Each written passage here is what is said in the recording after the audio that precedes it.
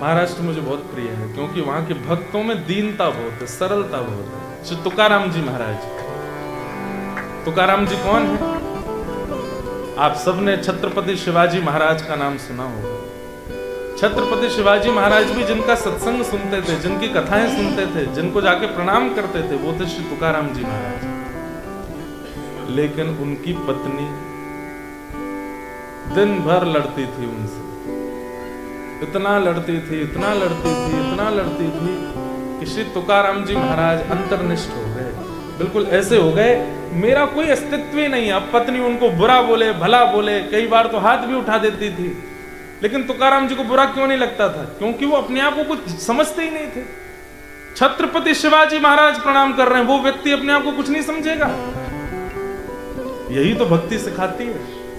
तृणादपि सुनीचेन, श्री चैतन्य महाप्रभु कहते हैं कभी विशाल वृक्ष बनने का प्रयास मत करना, क्योंकि आंधी आती सबसे पहले गिरेगा। सदैव तृण बनने का प्रयास करो, कितना भी सैलाब आ जाए वो तृण हिलता नहीं है। इधर होगा लेकिन उखड़ेगा नहीं। छोटी घास वो तूफान में उड़ती है क्या? नहीं उड़ती। वो घास इधर उधर होती रहेगी लेकिन उखड़ेगी नहीं। और विशाल वृक्ष टूट के गिर पड़ता है। इसलिए तृणादपि सुनीचेन, भक्ति मार्ग में आ रहे हो तो भक्ति मार्ग में आके दीन बनना सीखो, सहज बनना सीखो, सरल। हमको केवल दुनिया से प्रेम मिलता है ना, खूब गालियां भी मिलती, खूब बुरा भला भी बोलते हैं, अनर्गल भी बोलते, जो मन में आता बोलता है, बिना जाने बोलते हैं, हम कुछ नहीं कहते, क्योंकि यही तो सीख रहे हैं यहां से, तृण के समान। तो श्री तुकाराम जी महाराज, एक बार उनकी पत्नी आई और आके बोली, लो ये कुछ गन्ने हैं, इनको बेच के आओ, और बेच के इतना पैसा बनेगा लाके मेरे हाथ पर दे देना। तुकाराम जी बोले ठीक है देवी, जाता हूं। उस समय पर कैंडीज तो होती नहीं, टॉफी तो होती नहीं, मिठाई तो होती, गन्ना ही मीठा होता था बस।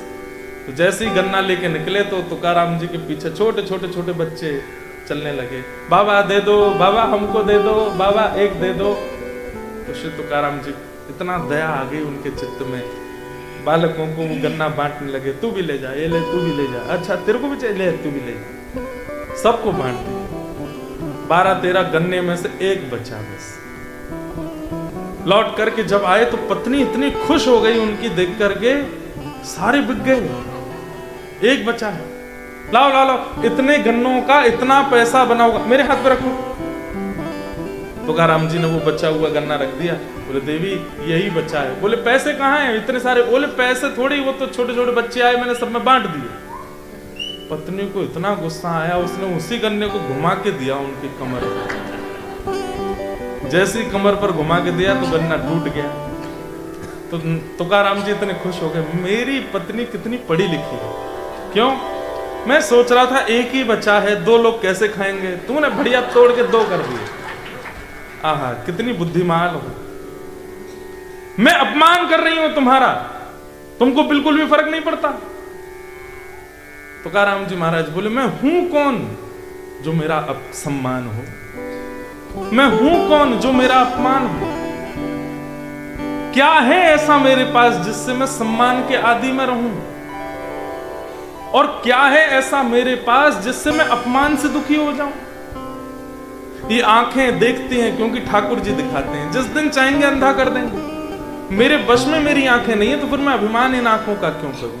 मेरे कान मेरे वश में नहीं, जिस दिन चाहेंगे बहरा कर देंगे। और ये होता ही है, जैसे जैसे समय निकलता है हम अंधे होते चले जाते हैं, बहरे होते चले जाते हैं, गूंगे भी होते चले जाते हैं, सारे दांत टूट जाते हैं, बोला ही नहीं जाता है, जितने तन के चले थे उतने ही झुकते चले जाते हैं। आंखों पर पड़ेगा जाला, नाक से बहेगा नाला, लाठी से पड़ेगा पाला, जरा जिंदगानी का। तो फिर अभिमान क्यों? अभिमान तब आप कर सकते हो जब आप अपने शरीर को आज्ञा दे दें कि हे शरीर, तेरे को पढ़ाया लिखा करके मैं न्यूजीलैंड लेके आया, इतनी मेहनत करके डॉलर कमाए, घर बनाया, महंगी महंगी गाड़ियां ली, तू मेरी एक बात नहीं मानेगा क्या? चल अब बूढ़ा नहीं होना, तू मानेगा? शरीर नहीं मानेगा। तो फिर अभिमान क्यों?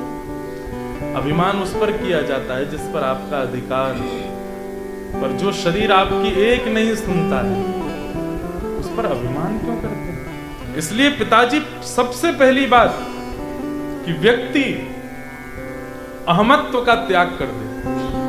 आज से ही आप ये सोचना बंद कर दीजिए कि मैं कुछ हूं। बहुत दीन बन जाइए, बहुत सहज बन जाइए, बहुत सरल बन जाइए, फिर देखना 50-60% दुख तो आपके यहीं खत्म हो जाएंगे। अब दूसरे दुख का कारण क्या बनता है? दूसरे दुख का कारण है ममता। लेकिन मेरे मन ऐसा कहता है कि अहमत्व निकल गया तो ममता भी चली जाएगी। ममता किसको कहते हैं? ये मेरा है, मैं इसके बिना रह नहीं सकता, ये मेरा है, ये मेरी वस्तु है, ये मेरा घर है, मेरी गाड़ी है, मेरे बच्चे हैं, मेरी पत्नी है, सब कुछ मेरा है। ये ममत्व दूसरा दुख का कारण होता है। मैं कथाओं में कहा करता हूं कि आप यहां से निकले, बाहर निकल करके जैसे ही आप मेन रोड पर पहुंचे तो आपने क्या देखा? फुटपाथ पर कोई धुआं उड़ा रहा था। धुआं उड़ाना अच्छी बात है कि बुरी बात है? क्या बात है? बुरी बात है। लेकिन आपने उसको टोका क्यों नहीं?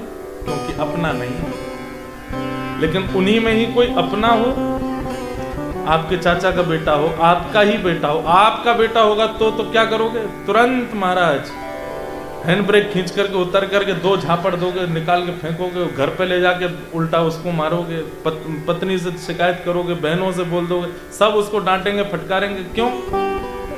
वह बुरी बात आपको बुरी कब लगी? जब अपने ने की। कोई पराया करे तो आपको कोई फर्क ही नहीं पड़ता। अब हम फ्लाइट में आए, पूछो मत महाराज, बस सात्विक जीवों का विदेश जाने में सबसे बड़ा दुख का कारण है कि फ्लाइट में जो हमारे पास तो लाल जी, अच्छा न्यूजीलैंड लाल जी भी आए हैं, ऑस्ट्रेलिया नहीं आए थे, पिछली साल आए थे, पर अब जब से हम चतुर्भुज हो गए तब से लाल जी वहीं जाते हैं जहां चारों भुजाएं मिलें।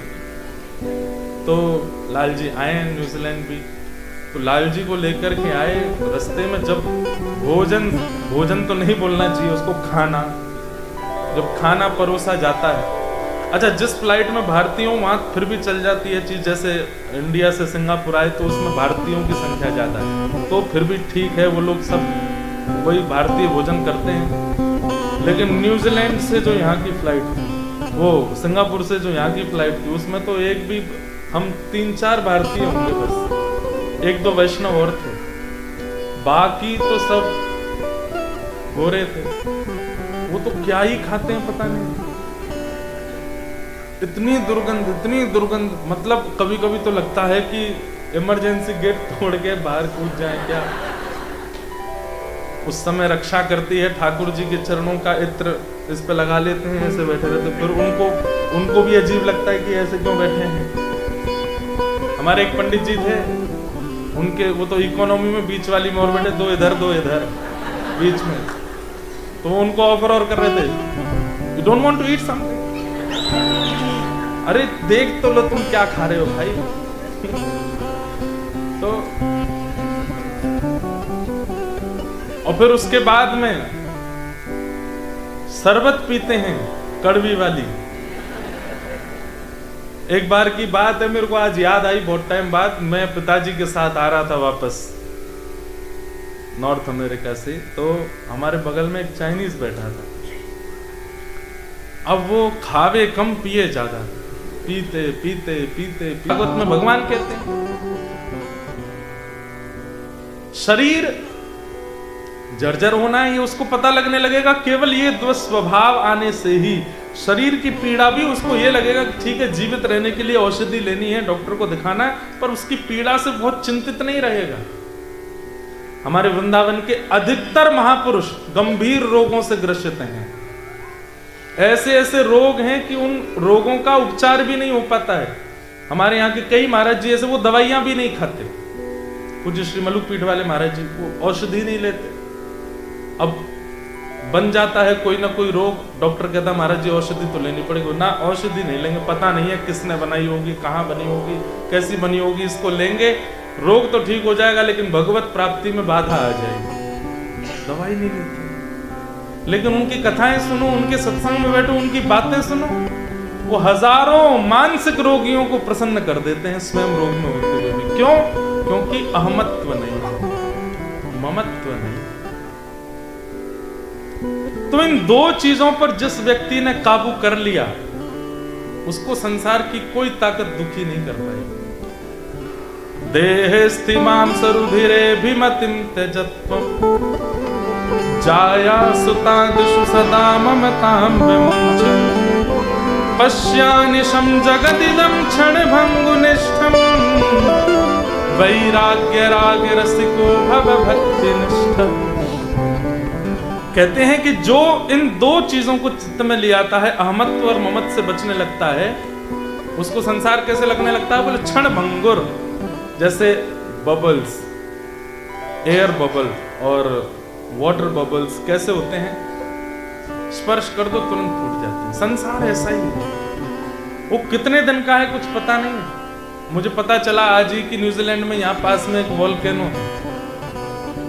तो आज सुबह बात चल रही थी कि महाराज जी वो जानवर तो इसलिए दिख गया, आपको प्रणाम करने आया होगा, ब्रज से आए वो तो इसलिए आ गया आपको प्रणाम। तो जैसे बताया वोल्केनो, तो एक बोले कि महाराज जी कहीं वो आपको प्रणाम करने नहीं आ जाए। तो वोल्केनो ये जान के कि ब्रज से आए भाई, इनको प्रणाम करने में तो सब नष्ट हो जाएगा। तो एक वोल्केनो है यहाँ पर, और फिर बहुत सारी बातें सुनी। कोई बोल रहे थे 250 वर्ष का जीवन है, कोई कह रहे 1000 वर्ष का जीवन है न्यूजीलैंड का। वो जिस दिन फट जाएगा उस दिन सब पानी में चला जाएगा। पहले ऑस्ट्रेलिया न्यूजीलैंड एक ही थे, बीच का सब पानी में डूब गया, सब बातें कर। पर ये केवल एक जगह की बात नहीं है, पूरा विश्व ऐसा है,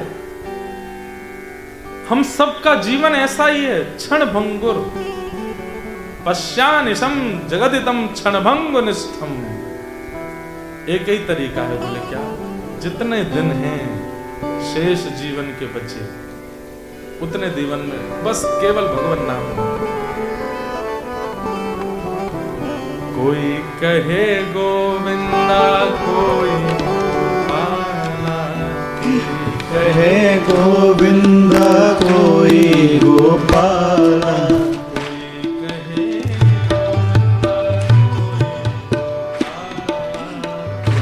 कहे गोविंदा, कोई गोपाला।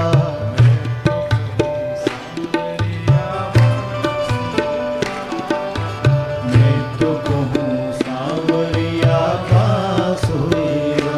बस ये कीर्तन करने वाले ही प्रसन्न रह सकते हैं। ये कीर्तन में रहने वाले ही, कथाओं में रहने वाले, ये सबसे ज्यादा पॉजिटिव रहते हैं। इनके जीवन में कोई कष्ट नहीं होता। होते तो बहुत हैं, लेकिन इनको अनुभव नहीं। मैं कहा करता हूं कि भक्ति क्या है? एनेस्थीसिया का इंजेक्शन है। एनेस्थीसिया का इंजेक्शन यहाँ लगता है कि नहीं लगता? लगता ही होगा। उसके लगने के बाद में काट दो, फाड़ दो, तोड़ दो, कोई पता ही नहीं चलता। क्यों? सुन्न हो जाता। ऐसे ही भक्ति भी एनेस्थीसिया का इंजेक्शन है। ये तिलक लगाते ही, कंठी पहनते ही, गुरु मंत्र प्राप्त करते ही सब सुन्न हो जाता है। संसार फिर आपके साथ किसी भी हद तक चला जाए, प्रभाव नहीं होगा।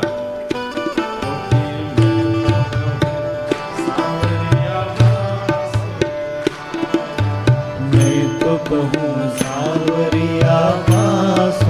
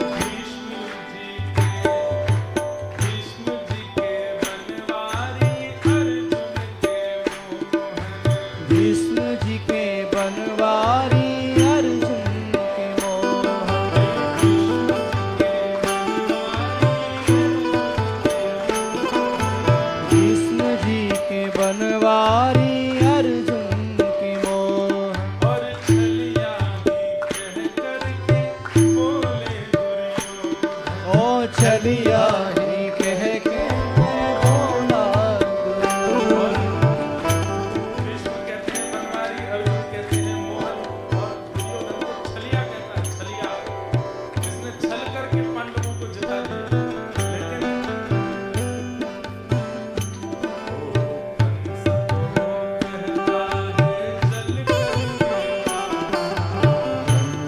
तो कहता है जल करके काला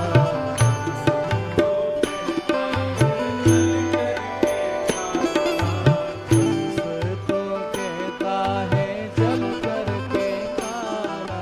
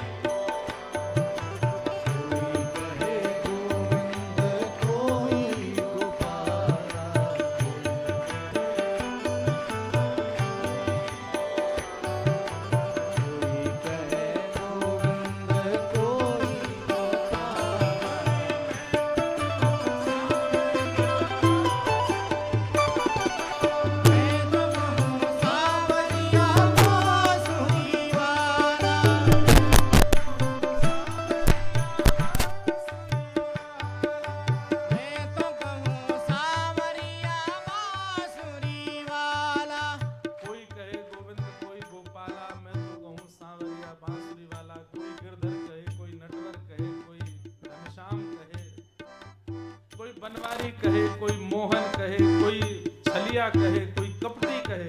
गोपियां कपटी कहती है ठाकुर जी को। कपटी कौन? जो कपट करे। पर कुछ लोग आजकल कह रहे हैं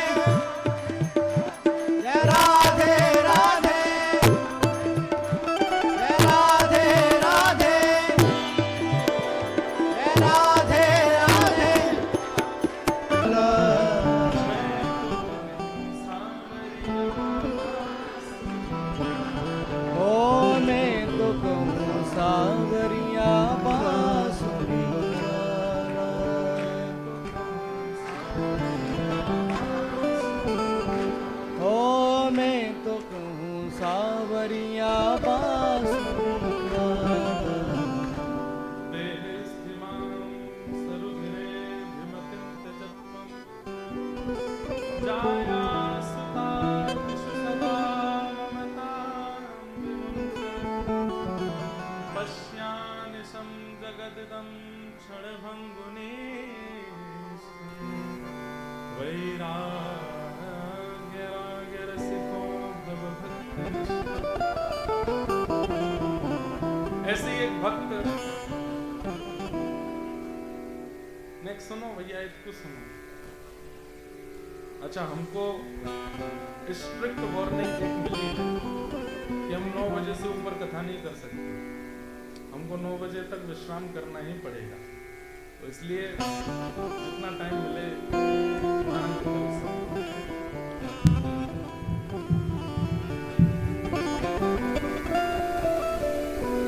श्री रसखान जी, जिनके लिए हम सोच के ही आए थे, इनका नाम मूलतः रसखान नहीं था।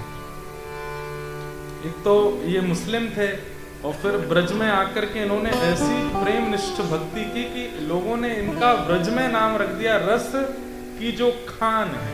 खान जानते हैं? रस का जो भंडार है, रस की जो खदान है, रस का जो समूह है, उनका नाम रख दिया रस खान।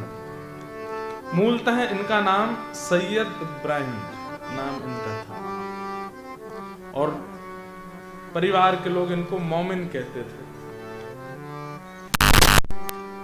ठाकुर जी जाति नहीं देखते, बिरादरी नहीं देखते, देश नहीं देखते, रूप नहीं देखते, रंग नहीं देखते। हम सब देखते हैं, हम मानव लोग सब देखते हैं, पर ठाकुर जी नहीं देखते। और ठाकुर जी अगर ये देखने लगे तो वो जगन्नाथ कैसे? उनका नाम ही है जगन्नाथ, जग के जो नाथ हैं, जगत के जो नाथ हैं, अनाथों के जो नाथ हैं। हम सब अनाथ हैं, माता पिता होते हुए भी हम सब अनाथ हैं। और हम सब अनाथों के जो नाथ, वही जगन्नाथ। और वो नाथ, नाथ मतलब रक्षक, नाथ मतलब स्वामी, नाथ मतलब हमारी हर स्थिति में हमारे संग रहने वाला।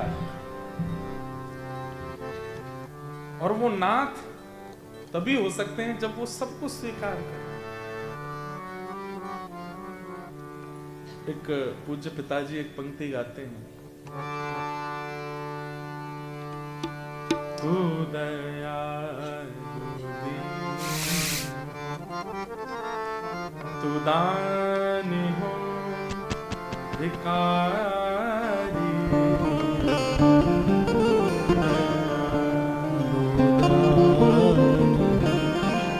तू दानी हो भिखारी,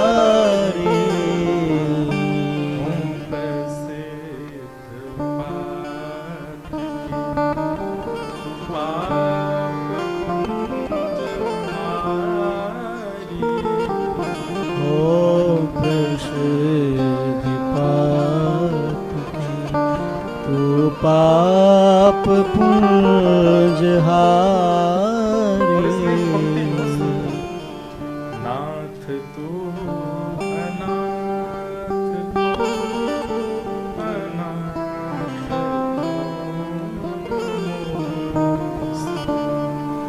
नाथ तू अनाथ को अनाथ को।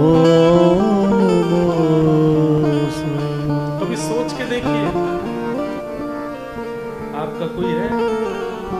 हाँ, लोग मुझ पे भी प्रश्न उठा देते हैं, बोले आप दुनिया को कहते हो आपका कोई है, सब अनाथ है। आप, आपके भी माता पिता हैं, पत्नी है, आपके भी बहन भाई, सब हैं, पर उसके बाद भी हम अनाथ हैं।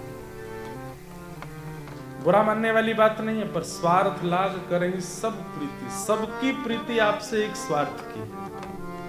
और वो स्वार्थ यदि आप सिद्ध नहीं कर पाओगे तो आपका कोई भी नहीं। लेकिन वो तब भी आपके। नाथ तू अनाथ को अनाथ कौन मोसो।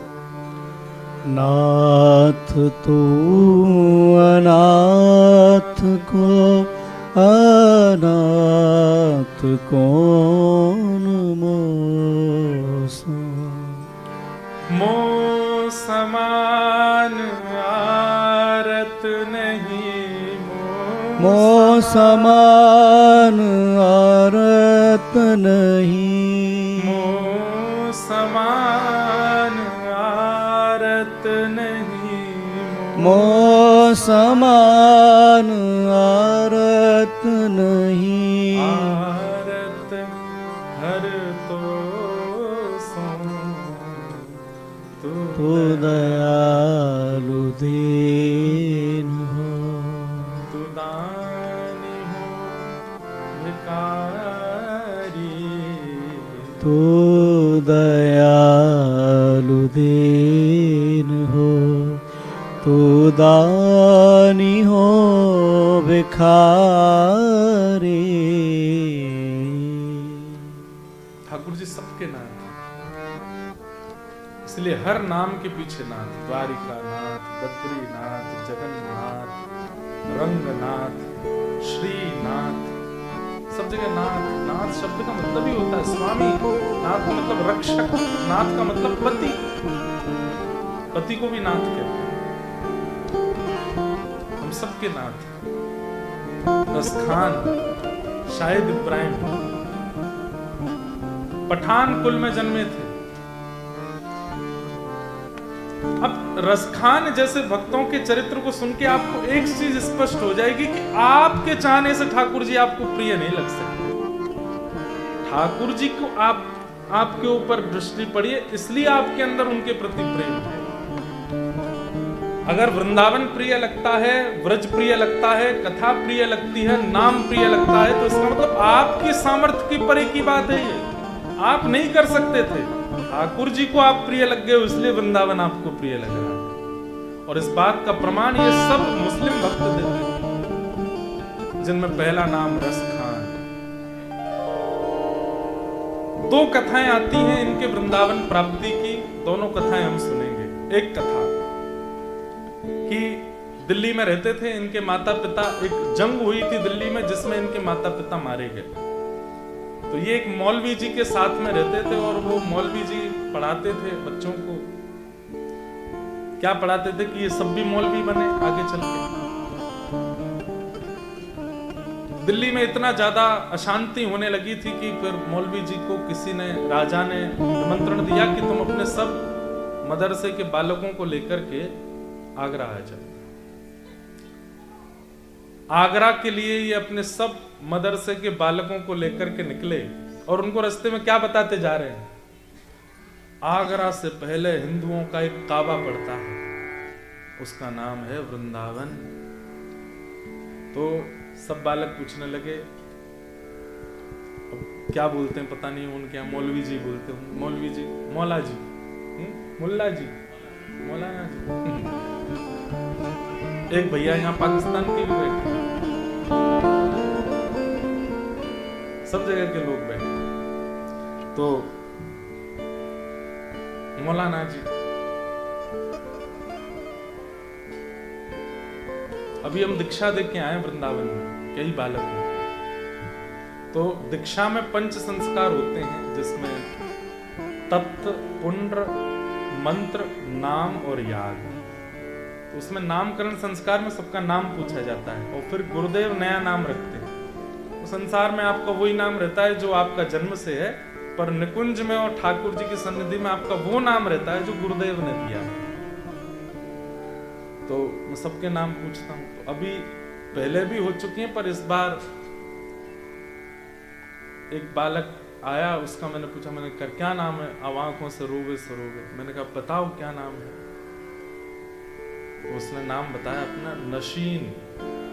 अब नशीन नाम सुन के कुछ नहीं, मैं उसका नामकरण करने लगा। फिर मैंने एक बार मैंने कहा पूरा नाम क्या है? तो फिर वो ऐसे, उसको लगा कि कहीं मैं मना ना कर दूं दीक्षा के लिए। मैंने पूरा नाम बता। तो फिर उसने नशीन हुसैन करके अपना नाम, मैंने कहा कहाँ से हो आप? बोले आप दीक्षा दे दीजिए, फिर मैं सब बताता हूँ। फिर मैंने दीक्षा दी। बंगाल से आए थे, पहले भी कई बालक, मुस्लिम बालक ले चुके हैं वैष्णव दीक्षा। मैंने कहा भाई तुमसे हमको कुछ और नहीं, बस खान पान की शुद्धि रखना, मांस मदिरा आदि इन सब का सेवन मत करना। और बोले महाराज जी कट्टर परिवार से ही हैं हम, सब 5 समय की नमाज आदि सब चलती है घर पे, पर हम बस यहाँ भागे आए, आपकी कथा सुनते रहते मैंने बहुत अच्छा। एक बहन भी आई थी, वो भी मुस्लिम थी।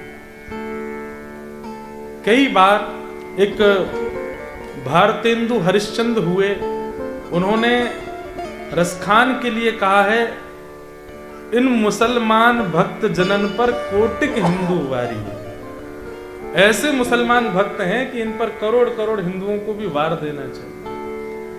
अब नाम मुसलमान हो जाता है, हिंदू हो जाता है, जाति इधर उधर हो जाती है, लेकिन भक्ति जात पात पूछे नहीं को, हरि को भजे सो हरि को हो। जो हरि का है उसकी कोई जाति नहीं है। रसखान मोमिन या फिर कह दो साहिद इब्राहिम अपने मौलाना जी के साथ में जा रहे थे, तो मौलाना जी कह रहे थे आगे हिंदुओं का एक काबा पड़ने वाला है, उसका नाम है वृंदावन। बोले अच्छा, वहां हिंदुओं का भगवान रहता है और हमने सुना है वो टेढ़ी टांग है उसकी। तो सब बालक बोले तो मौलाना जी क्या करें? बोले कानों में रुई लगा लो, आंखों पे पट्टी बांध लो। बोले इसका क्या अभिप्राय है? बोले उसको देख लोगे तो वो तुमको पागल कर देगा, अपना बना लेगा, और आंखें बंद करके कानों से अगर उसको सुन लोगे तो भी तुमको पागल कर देगा, इसलिए कानों में रुई। अच्छा, कई बालकों में ऐसा होता है स्वभाव, हमारे घर में भी बालक हो, उनको मना करो यहां मत जाओ, वहीं देखो क्या है यहाँ पे। उन्हीं बालकों में ऐसे स्वभाव वाले थे साहिद इब्राहिम, जो बाद में बने रसखान। पट्टी बांधी लेकिन थोड़ी ढीली सी, कान में रुई तो डाली लेकिन थोड़े ऐसे कि ऐसा क्या है, मैं भी तो देखूं। जैसे ही वृंदावन की सीमा आई, मौलाना जी ने सबके आंख बांध दी, कानों में रुई लगा दी, और एक के पीछे एक बालक पकड़ करके चल रहे हैं, और इनका जो भी जाप होता है बोले वो जाप करते चलो, उससे दूर रहेगा वो। लेकिन जैसे ही प्रवेश किया वृंदावन में, अब बीच बीच में ऐसे उठा के देखते हैं रसखान, ऐसा कैसा बालक है, ऐसा कैसा भगवान है, टेढ़ा है। और हमारे मौलाना जी बता रहे थे छोटा है, बड़ा भी नहीं है, छोटा सा है, और छोटा सा बालक इतने लोगों को पागल कर देता, मैं देखूं तो सही है कैसा। कभी इधर से उठा के देखें, कभी कान से रुई निकाल करके सुने। इतनी ज्यादा मन में उत्सुकता होने लगी, तभी जगऊ कलम बाम दृशाम मनोहरम, सुंदर वेणु की ध्वनि सुनाई दे रही है। और ठाकुर जी वेणु कैसे बजाते हैं? जिस गोपी को बुलाना है ना, उसी का नाम बोलते हैं उस वेणु में। रसखान इनका प्रथम नाम भगवान नहीं रखा। अरे रसखान तू मोयना देखेगो, मैं तो यही ठाड़ू। मुझको रसखान कौन बोला? अच्छा, जब ठाकुर जी की, अच्छा एक बात है, ठाकुर जी दिख जाए या ठाकुर जी का स्वर सुनाई दे जाए या ठाकुर जी का अनुभव होने लग जाए, तो पहली स्थिति जो होगी निर्वाक, वो बता नहीं पाओगे किसी को कि हो क्या है। किसी से अगर आपने जाके कह दिया कि मेरे साथ ऐसा ऐसा हुआ, तो समझो कि आपने ठाकुर जी को नहीं किसी और को देखा है। मीराबाई कभी नहीं बता पाई, उन्होंने पूरा ग्रंथ लिख दिया, इतनी मोटी किताब पदों की लिख दी, लेकिन बता नहीं पाई कि जब ठाकुर जी दिखते हैं तो क्या होता है। लगन लगी घनश्याम की जाए, लगन लगी घनश्याम की जाए, लगन लगी घनश्याम। नारायण जी गाते हैं, लगन लगी घनश्याम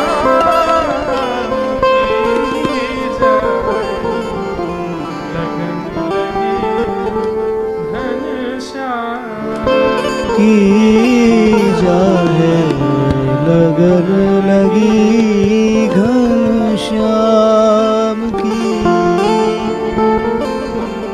जैसे ठाकुर जी की लगन प्रेम लग जाता है, वो पैर रखेगा कहीं, पड़ेगा कहीं, जाएगा कहीं, मिलेगा कहीं, होगा कहीं, पहुंचेगा कहीं। मतलब उसकी स्थिति पर हमारी जैसी नहीं रहती।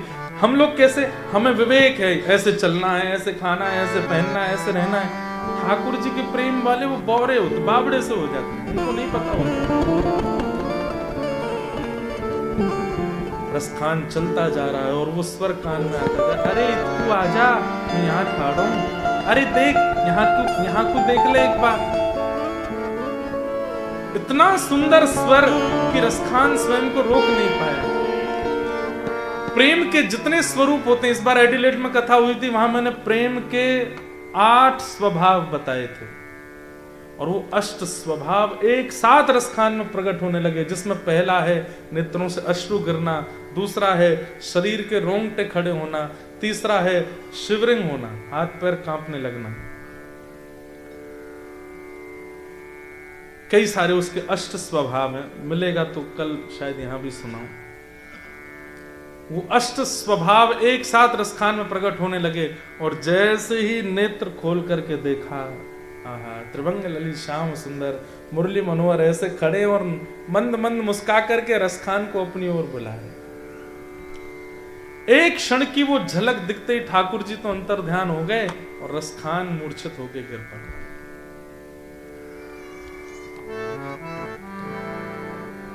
यहां मौलाना जी सब बालकों को लेकर के गए और जैसे ही वृंदावन की सीमा पार हुई, बोले खतरा टल गया, पट्टियां खोल लो, रुई निकाल लो। बालकों ने सबने पट्टियां खोल ली, रुई निकाल ली। बोले सब हैं ठीक है। बोले अरे तो मौलाना जी वो मोमिन कहां गया, शायद कहां गया, अरे अरे कहां गया। दौड़ करके गए तो देखा जाकर के महाराज शरीर कांप रहा है, नेत्रों से अश्रु गिर रहे हैं और पूरे शरीर के रोंगटे खड़े हो रहे हैं। एक बात और, यदि कृष्ण प्रेम में कोई व्यक्ति पड़ गया हो, उसको कोई अगर छू देना तो उसको भी हो जाएगा। संक्रमित रोग है प्रेम, और ये हंसी वाली बात नहीं, ये सीरियस बात है। इसीलिए वृंदावन के महापुरुष अपने पैर नहीं छूने देते, दूर से प्रणाम करो। क्यों? अनधिकारी ने पैर छू लिया, घर बार छूट जाएगा, यहीं पड़े रह जाओगे फिर।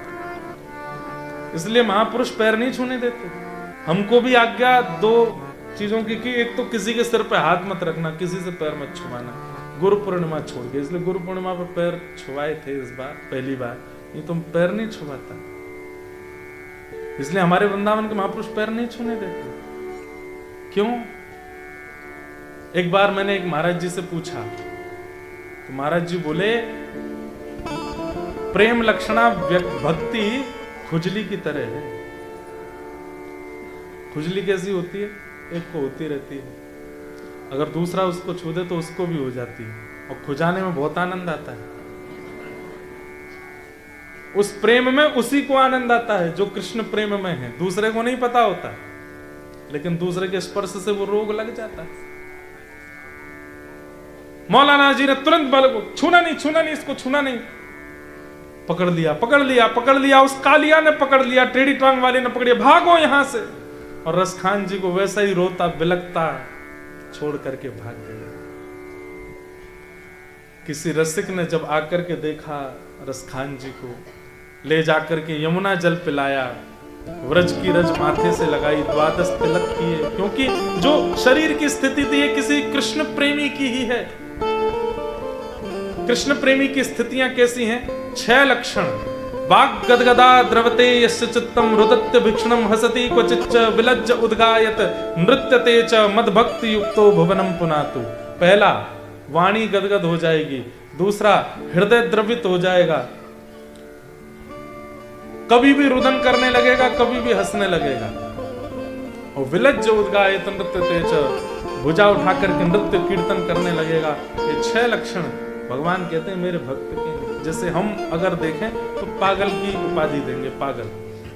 6 लक्षण ऐसे, वो 6 लक्षण रसखान जी में प्रकट हो रहे हैं, लेकिन रसखान जानते नहीं है कि वो कौन है जिसको मैंने देखा। जब होश में आए तो जो व्यक्ति थे उन्होंने पूछा, कौन हो भाई, क्या नाम है तुम्हारा? बोले मेरा नाम क्या है, मुझे नहीं। कहां से आए हो? बोले मुझे ये भी नहीं पता। बोले क्या याद है अंतिम? सांवरी सूरत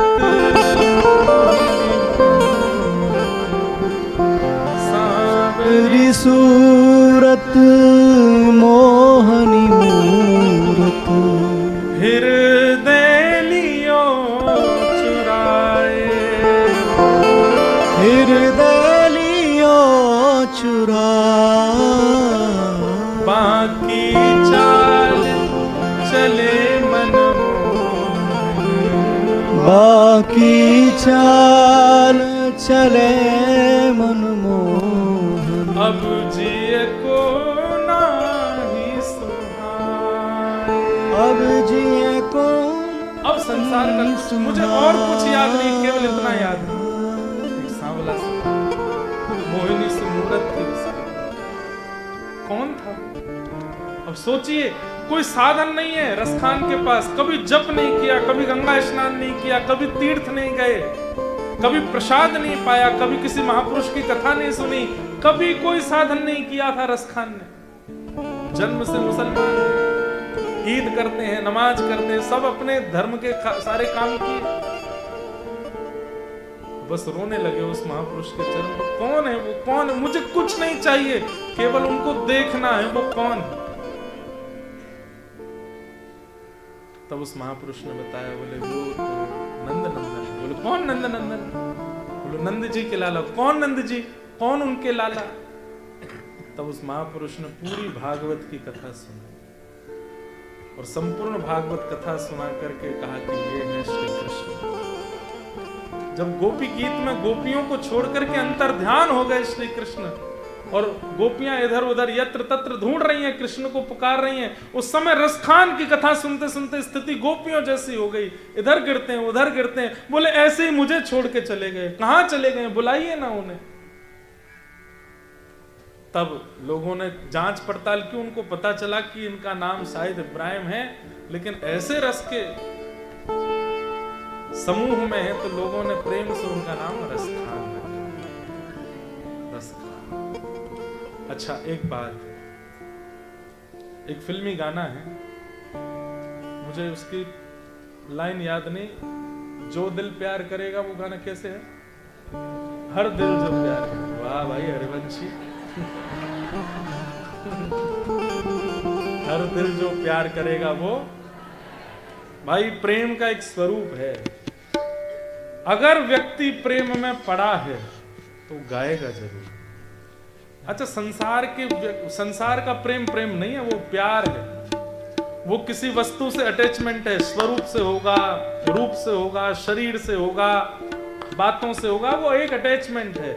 उसमें गायन पुराने गाए हुओं का ही गा देता है व्यक्ति, पुराने सिंगरों के ही गाने गाता है, लेकिन कृष्ण प्रेम में जब पड़ जाता है तो अपनी रचनाएं गाता है। और तब रसखान ने गाना प्रारंभ किया। क्या गाते हैं रसखान? गाइएगा सब मेरे साथ रसखान के सुंदर भाव।